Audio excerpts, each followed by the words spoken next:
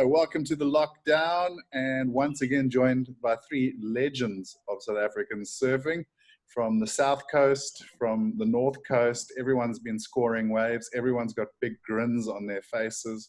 I can just and from Bronze Beach, Dave Weare. And from Bronze Beach, Umhlanga. It's been a good time to be surfing in South Africa after 6 weeks or 7 weeks of no surfing. So big welcome to Simmo, Mr. Nicholson. Good big evening. Hey, boys. To Davey, Weare, and of course from the south coast now, Royden Bryson. Evening, guys. All right, Roy, looks like you've set the scene for a romantic night with the boys on the podcast. First time doing this, so it's all new to me. Well, you did really well. It's good to see your face, bro. It's been a long time. Yeah, Simmo, I don't know, probably a decade, eh? I think even longer, maybe, bro. It's very good to see your face. Yeah, you too, Simmo. Well, we've had a couple of good reunions on the show thus far. I mean, we had Greg, Paul Canning, and the man from down under now, the old Ripple Ripper, and they were having a good old time. So it's good to have you guys on the show, and I can tell you that you did way better than the Shapers last week on getting locked in and audio going and everything. Who was the toughest? The toughest, yeah, we had a bit of a slow start last week with G and Dachi and with Gary. Dachi must have been the slowest. No, Dachi was online in a blink, but Gary and G took a little bit of time. But we got going, and it was good. And it's actually been quite a revelation to have these talks because everyone's all over the show. I mean, we had Wak and Geordie in Hawaii and Travis in California, and that was a great chat as well. So some things COVID has done right are like these chats and getting guys who know each other really well and haven't seen each other in a while to talk about life surfing and life after lockdown. So let's start with the current week. I mean, Simmo, I've been seeing some photos of you tearing up a rail again around Ballito. The waves have been... My stomach. Seen some pics of my stomach hanging out of my wetsuit. Well, you weren't boardies, the photos I saw. There's a couple. Davey, have you been getting in on the action? Yeah, I've been following Simon's lead, but he seems to send me on the days when it's not that good, and then I miss the days that are good. So yeah, now I'm gonna definitely go down to think I might like I did last week, which no one believes, but anyway. All right, and Roy, I mean, you are looking fit, healthy, and I've been hearing stories of your exploits down on the south coast. Apparently, you are destroying waves all over the show. No, thank you, Kai. It's been probably one of the better winters, I think, in the 5 years that I've been down here. We've been fortunate enough to be sneaking a couple of surfs kind of since the 1st of May. Yeah, bro, we've been blessed, eh? It's been a couple good days. Awesome. Now, yeah, the stories of Bryce's 10-second tube made it all the way up to the north coast as well. No. It's probably more like 5 seconds. For every kilometer it works its way up the coast, they add a second. Yeah. No, definitely wasn't 10 seconds. Bryce, you're going to have to tell us where you've been down south. No, maybe private. I'll private message you, Dave. Nice. All right, boys. So, I mean, everyone's back in the water, everyone's surfing, but of course, you guys started surfing together a long time ago. It was the sort of generation after our first big batch of guys to hit the tour, and PC and Greg and all of them. And you were ahead of sort of that group that became the next phase, which was Geordie and Travis and Wak and all of those guys.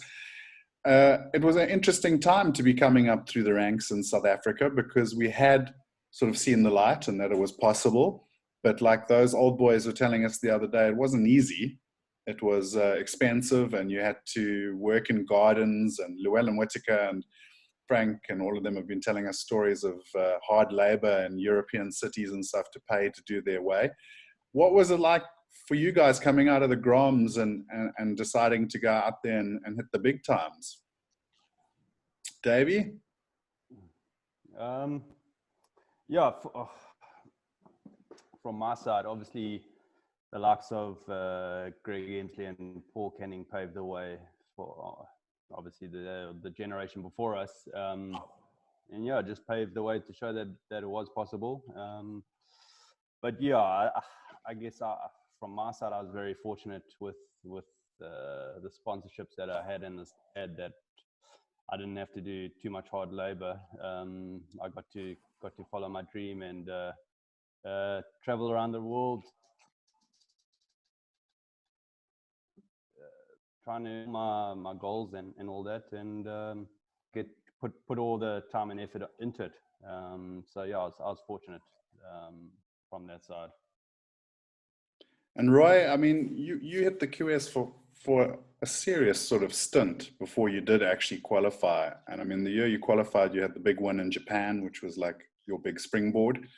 And then you did a solid stint on the CT2. I mean, coming from East London, it was a big bad world out there. I mean, what was it like as a youngster hitting the tour in those days? Yeah, I think, growing up in East London, there was a strong sense of a surf community. So just like Dave looked up to Paul Canning and Greg Emsley, I think I did too, those were kind of two guys who had done the QS and qualified for the CT. So like kind of looking at them and seeing that they could do it, like, that's kind of what, like, I suppose, the whole of my surfing career, I reckon I looked up to those two people in particular, to Paul and to Greg. And then similar to Davey, I was supported by Oakley and Red Bull.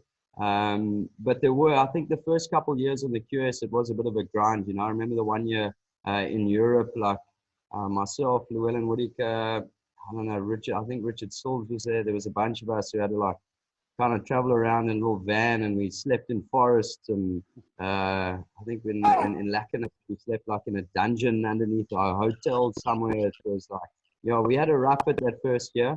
But there were a lot of South Africans on tour at that time. And I think, we kind of had to get results to get by, in those early years.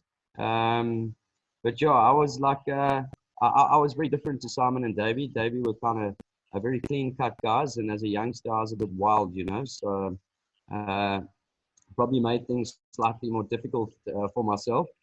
But yeah, bro. Simmo, you tell us something. Well, my kid always reminds me how long ago it was, because he says to me, you were a pro in the 1900s, which makes it sound a heck of a lot worse than it feels. I'll tell you that much. And but he keeps it very real with me, and never wastes a moment telling me how old school I am. But I remember I had some interesting early days because I didn't have great sponsors on my first year on tour. I remember Craig Parsons and I going to Santa Cruz, and we had to move. We got a job moving houses. It was actually like my first ever hard labor job. And I remember the first job we ever did in Santa Cruz. We were hanging around Santa Cruz for a contest, and we moved some rich old lady's house, and between Craig and I, we put a hole through her oak table by grinding it on a corner, and it cost us like more than the job we made on the job. But there was some hard times with cash always, South Africans always struggling a bit. But I had really good sponsors from my second year and on tour and that, so I never really wanted for anything. But such good memories.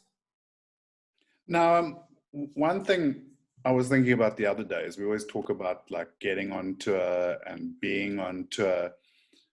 One thing I haven't really spoken to many guys about is what happens after tour. And I mean, Roy, if we look at you, like you weren't planning to get off tour, but you had that horrific injury in J-Bay, and that kind of pulled the handbrake for you. And I mean, that was quite sudden. I'm sure Davey and Simmo had like a bit more time to kind of think about it and plan. But what's it like going from like 1 minute gallivanting around the planet, surfing waves and having a good time. Next thing, it's all over. Yeah, it was it was a massive adjustment for me, but I think I knew it was coming. I'd had 2 years on the QS that I probably had my worst results. My endorsements from my sponsors at the time, from Oakley and Red Bull, were both coming to an end.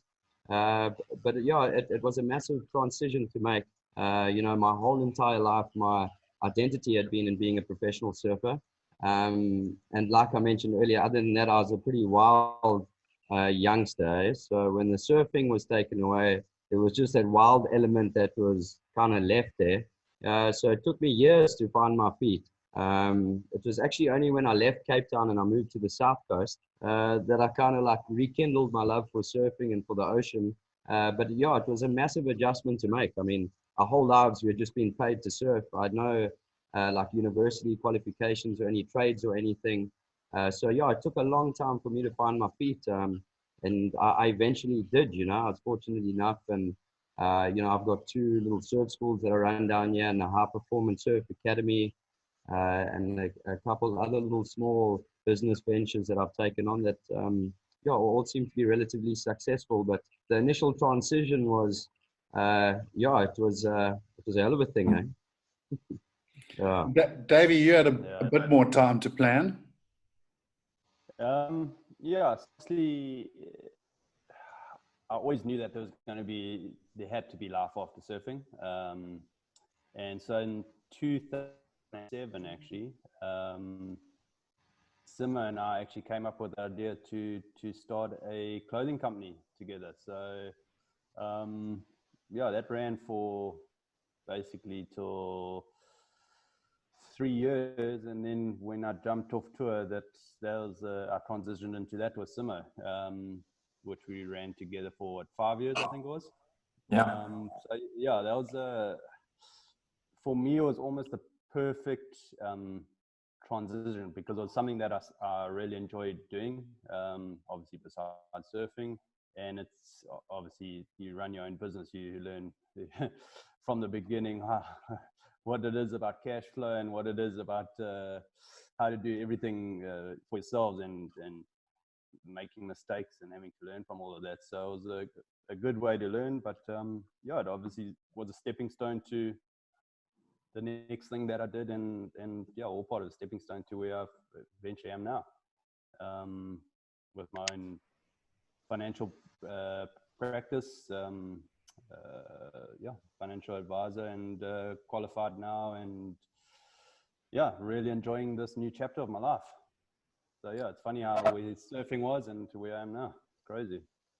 And Simmo, Yeah, I wanted to agree with Royden on that one. I also struggled with the sort of, you know, going from being a paid surfer to you know, find your identity, because that's something I struggled with too. You know, I transitioned very quickly into the surf industry as a marketing guy, but it was very difficult to let go of that, the glory and the pride of being a pro surfer. And I think also it's got a lot to do with surfing came naturally to us, you know, from a young age, and it was easy. You know, it was something we could do, and we were better at it than most people, and things got thrown at us. And then when you transition into the real world, it's hard, it's tough. And you know, it's not a talent that you have. And I've struggled, you know, it's been a proper grind. And I've chatted to a few sportsmen about it, and AJ Fenter actually just did a podcast recently about it, where he talked about his struggles, you know, after rugby and that. And a lot of the similarities are direct parallels. And I think it's just when you come off something that you're talented at, and then you start mixing it with everyone else, it's not easy. Yeah, Now, it seems also to you quit way too soon. You had many years still to go. Bro, I was like 100th in the rankings, bro, and I think I quit pretty much exactly when I was supposed to. Nah. Didn't you, Simon? You had a year where you were like 1 slot out, didn't you? Nah, I was close, but you know what? I think you either make it or you don't, bro. You're either good enough or you're not, and I wasn't. So no excuses. I think Simmo, I'll put you in the little camp I have of guys that quite easily should have made it. Maybe things didn't work out, but I think if you had made it on the tour, you would have been there for a long time. I think you and Sean Holmes and other guys can hang out in that club. Yeah, I think I think I've learned a heck of a lot watching the tour since I quit. And one of the things I take my hat off to is the perseverance and the drive that some of the guys had. I mean, I think it was it Glenn Hall. He qualified, and he was on tour with me from day one. And I think he qualified 10 years after I quit, or it was somewhere around there. It was just like, it was the most incredible dedication. I didn't deserve to be anywhere near those guys. I mean, if that's the kind of level of dedication he was carrying, then I was never going to mix it. Well, you talk about dedication. I mean, look at a guy like William Cardosa. I mean, someone you guys all competed with for years. And he's still there doing it. It's incredible. So certainly the dream is still alive. Yeah, I think that's a good lesson for all the young kids coming up. It doesn't matter how talented you are. If you are the rock star in your little local town, that's awesome. But it takes the most incredible drive to get across the line. I think that's probably that was the thing that I've learned the most since, since retiring and since quitting surfing. Talent's not enough. We've got plenty of talents in our country. It's more about the will to get across the line. Well, it's interesting that you talk about that, because a common sort of point made from Geordie to Greg to even the coaches that were on the show, that word that comes up is hunger. Like you've got to want it. You've got to be hungry for it. And Geordie and Travis, I loved what they had to say is in that a lot of South Africans use the money thing as an excuse. Geordie was like, that's a lot of crap. That should make you more hungry because you're earning dollars out there. And Greg was also very harsh on that point. He was like, if you want to do this, you need to have that hunger to just not care about anything else. You want to win, you want to make the tour, and then you want to stay on the tour. And I mean, Roy, it's one thing to sort of say, I'm going to get to the tour. The jump, once you get there, I don't think most people actually truly understand how big that jump is from QS to CT. Yeah, it's obviously it is. It's a massive jump, but I'll just go back to what you were saying earlier. I think I agree with, I think it was Greg you said, or Geordie, that you really have to have that hunger. And as a kid, I've worked with a few kids, and it's you can't teach a kid to be hungry. You can't coach them to a point where they have this desire to wake up at 5:30 in the morning and be the first guy in the water and be the last person out the water in the evening, kind of thing. That's it seems to be something that's just embedded inside the individual, But yeah, it's just interesting that you made that point, and I couldn't agree with them more, But yeah, going from the QS to the CT is a massive adjustment, like not only in the waves you're surfing, but the class of surfer you're surfing against. But yeah, I wish if I could go back and make a few changes, I think possibly to probably my lifestyle and how I approach surfing. Like if I'd approached it more professionally, like the sport's kind of been molded into like this more professional crew of guys who do the CT, they're more athletic. I would have liked to have been there for a couple more years and learned a little more, But for me, in the competitive environment, wave selection, it's just picking the best wave. So the wave does 70% of the talking, and I just got to do 30% of it, surfing. But yeah, there's one thing I learned. And Davey, Davey, I mean, I look at like your generation of guys who were on tour, and it was still like Roy says, it was still a bit of rock and roll. It was still a bit of a party. It was still, you kind of struck me as that guy that wasn't really there for the party. I mean, I know you like to have a good time, but you seemed very focused, like almost like the Iceman cometh kind of vibes. Like you always had the shades on, and you were always well presented with your sponsors, and you seemed really, really focused on the task at hand. Yeah, I must say, from the age of 10, I knew I wanted to become a professional surfer. So back to that point with the hunger and the drive and the commitment, yeah, I definitely had the hunger to do it. And yeah, I just knew that I was there for a goal. And yeah, I saw what happened to other guys who weren't, say, as focused and who partied during the contest and stuff. And yeah, just that wasn't my path. Yeah, I was focused on getting results, and it took me 6 years to qualify. It took me a long time on the QS. It was a long road, a lot of lows and very, very few highs. But yeah, eventually did get there. But yeah, it's one of those things that you make a decision. Obviously, you got, besides your own goals and stuff, you want to do it for the guys supporting you, and obviously your family who put time and effort into you too. And yeah, by the end of the day, it was from me. I wanted to achieve, and I was there for business. But yeah, not to say when the contest was finished and you can't have a good time, but yeah, you're pretty spot on with your analogy of me, I must say. Yeah, I was a little bit irritated, actually. I was a little bit cross because Dave would always cuck me out for going out and having a jaw. And then after I quit, then he started joining a little bit. Like, he actually was having a couple good parties, like finding me drunk from flipping halfway around the world. I was super bummed about it because it was like I wasn't there anymore. And then he was letting his hair down. Oh, yeah. The days when we all had hair, hey? Yeah, tell me about it. Lassie! You got a mop there, Dave and Simmo. You guys still got mops there. Me and Kyle. Check this thing. It's hanging on by a thread. What do you mean? Yeah, it's always receding. No, one thing we've been talking about a lot on the show is obviously internally here in South Africa, a big break for the boys. I mean, no one was surfing. I mean, it's pretty obvious everyone's surfing now, but no contest this year. There's going to be nothing. And looking sort of ahead, we've seen kind of a dip the last few years in sort of local surfing.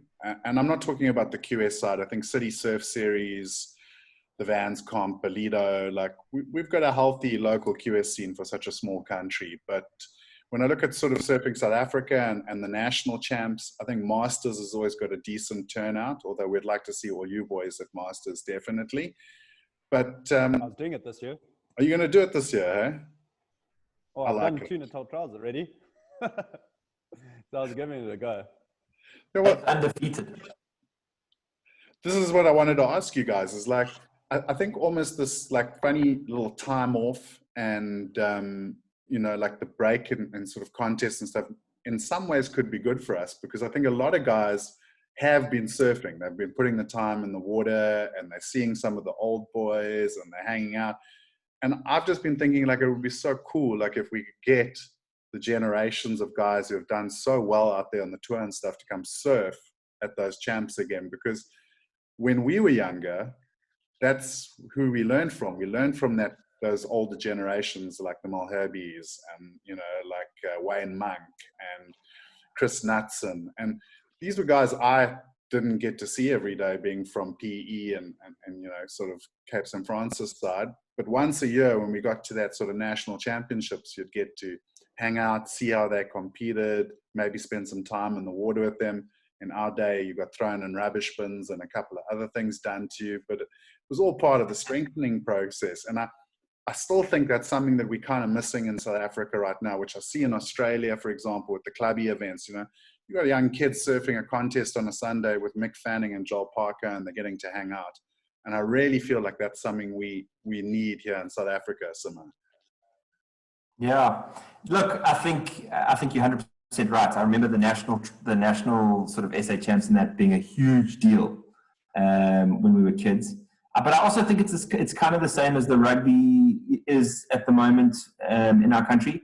It's almost there's so many events. It does tend to dilute the ones, the smaller ones that used. So Currie Cup used to be like a really big deal, and it's fairly diluted these days because of that, because of Super Rugby and all the other tournaments that are on.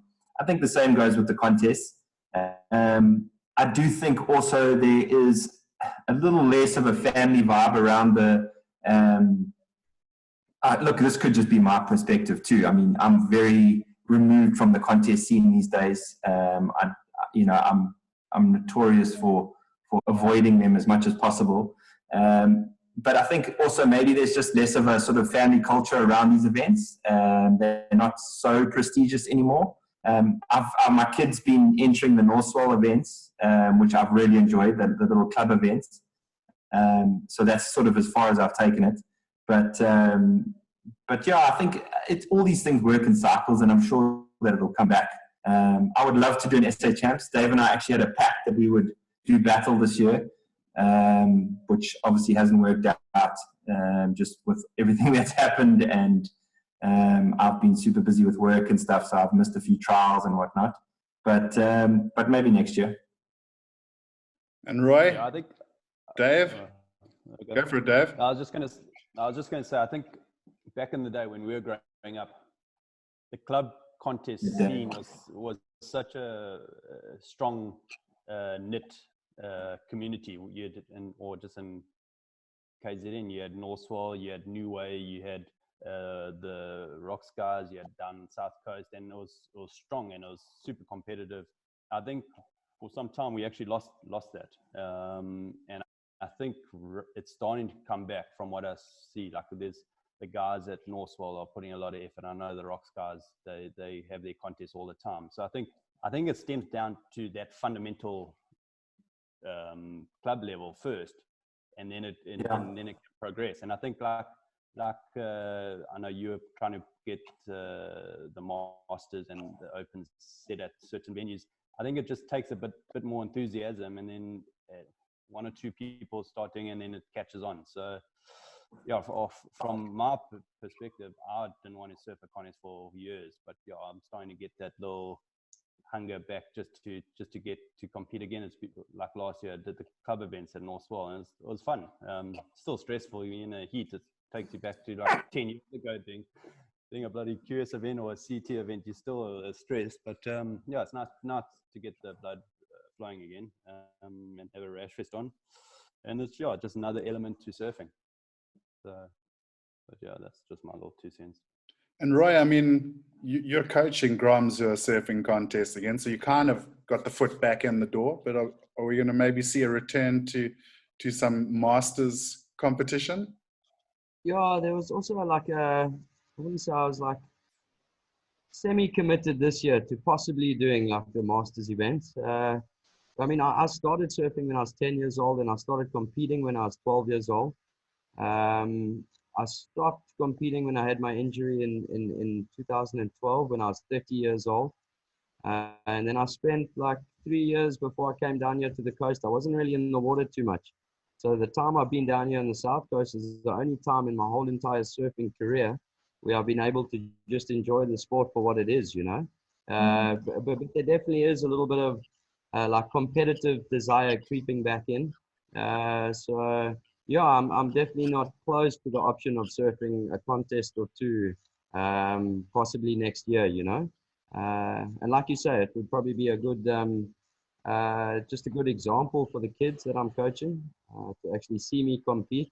There's a lot of do this and do that coming out my mouth, and not really much backing it up on the action side of things when it comes to competing. So yeah, like Dave said, it would probably be a very like kind of weird experience putting on a rash vest, and I don't know how I deal with that pressure, because I haven't surfed in a pressured environment for almost 5 years. It's I can take my time, pick whatever wave I want. So yeah, we'll see. Like I said, not close to the option, eh?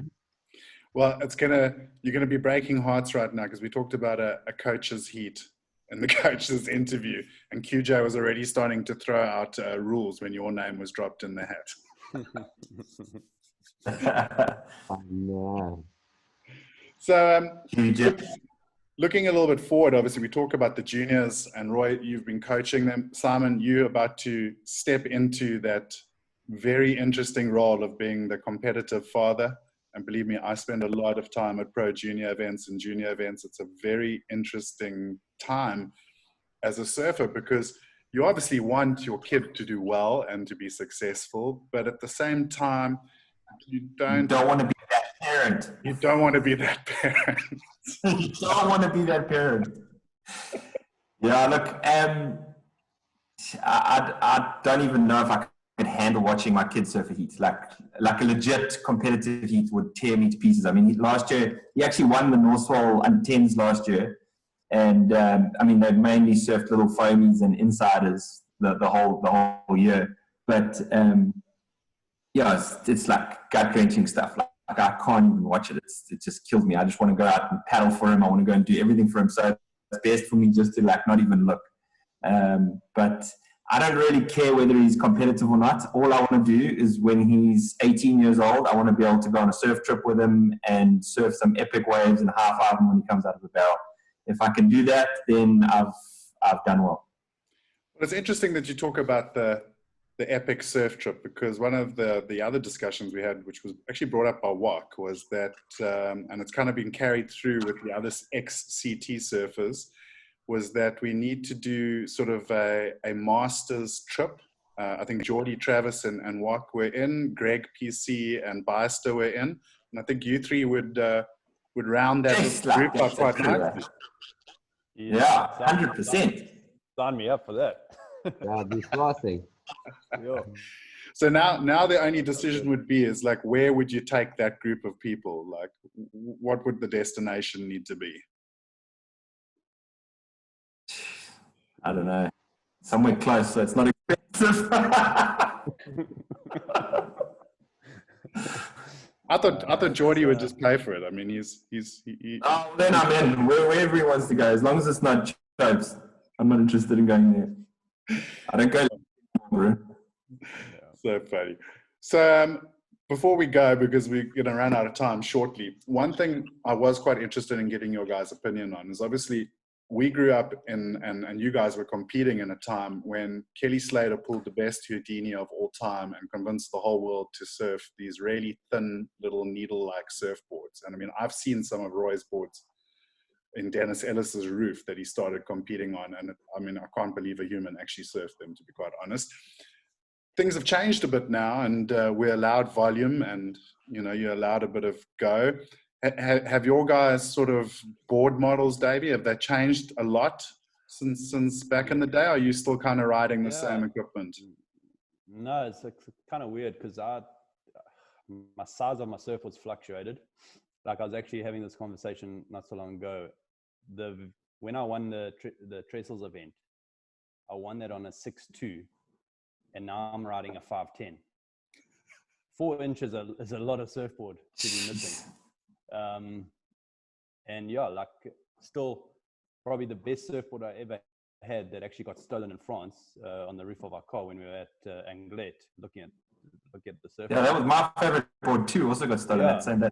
Was a 511 by 19, which was at that time, that was 1999, was super wide.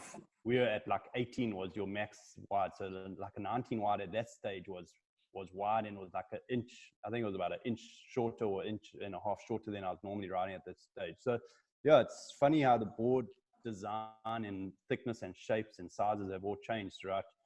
And I think, we did see a massive change throughout our careers. But yeah, it's just funny to see that I'm riding shorter boards than I was then. Roy? Yeah, I was just thinking now, like they're way different. My boards have definitely gone a lot shorter and like slightly wider. If you had to look at my step-up boards now, so if you had to look up my short boards are 5.5s, 5.6s, 5.7s. My step-ups are like my 6.0, 6.1, and 6.2s. If you started looking at my 6.1s and my 6.2s, like the shape of those specific step-ups are kind of what my short boards looked like when I was competing. Yeah, the short boards I'm riding now look absolutely nothing like the boards I used to compete on. Yeah, which is radical, you know. I think if you had to put me on one of those boards, like you said, in Dennis Ellis's place or one of my old safaris or PDs, yeah, I don't think I'd be able to ride them, you know, like especially my small wave boards have gone a lot shorter, a lot wider in the tail, a lot fuller in the rail. So yeah, I have to agree with you, like a lot has changed there. Simmo, you're in my boat, bud. Yeah, look, I'm still riding too thin a board because I still think I'm like good, and I still love the flip tip like skinny vibe, but I'm pushing the liters up. I'm up to 31 liters now, which is like it still feels like a bit of a toothpick and looks like a bit of a toothpick, but at least it floats me now. Well, I'm on 40 liters, dude. So you still got time, don't you? Yeah, right, guys. I found some photos that I just wanted to pull out because I was going through some of my albums from back in the day. So check this guy out. Wowzers. It's great. Nice. It's Travis pouting as usual. There's Bryce, Bobby.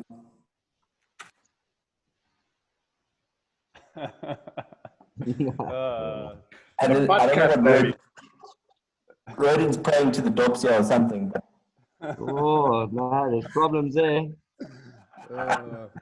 Nice. Some gold there. I try to find some from Europe, but because Travis and I slept in a van for a while at one stage, and I think there were some pretty funny photos, but I couldn't find them. I think they're in a box in the garage somewhere. Well, dudes, I almost say this every week. Like, I wish we could keep this going, but we're about to run out of time on the 40 minutes what Zoom gives us. But I think the three of you will definitely have to get back on. I'm actually thinking of doing a special edition with all the sort of crew. Maybe we get the Island Safari team together, and we'll lock Geordie down on paying for this trip. I think that's a great idea. Cool, sounds good. I'm in. Yeah, sign me up. Boys, thanks so much for coming on the show. Thanks for having us. Yeah, Perfect. Thank so you, epic. And we'll send you all the links and everything else. Remember, before we go, if you want to help me on the podcast, down below, you can order your Captain Kai hoodies, caps, beanies. They're looking fresh, and there's still 30 days to order them. So get involved and support the old Captain. You gents, I can't wait to have a surf with you all, and I can't wait to see you competing at Masters. I think it's going to be epic. That sounds good. Thanks for having us, guys. Appreciate it. Thanks, boys. Good to see you. Thanks, Cheers so much. Awesome, Cheers, gents. Davey. Have an epic evening. Guys.